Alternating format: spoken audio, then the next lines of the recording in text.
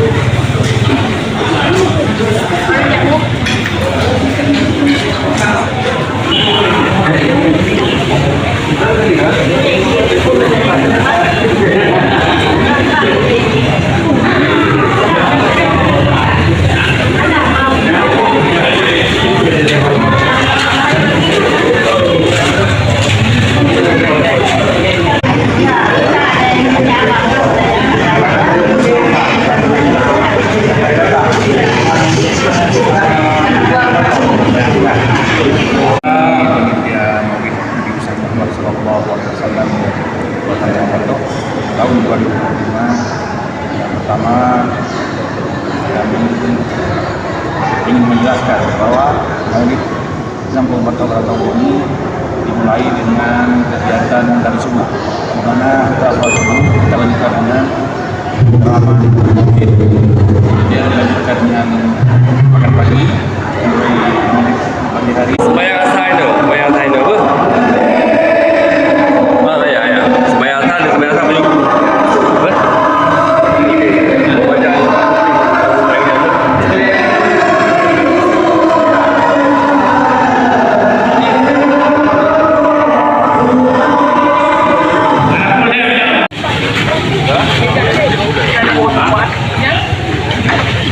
Assalamualaikum.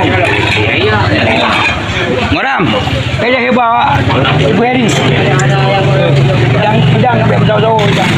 Lupa semua. Kami menjual. Pasal belum kenal apa belum pedang tu.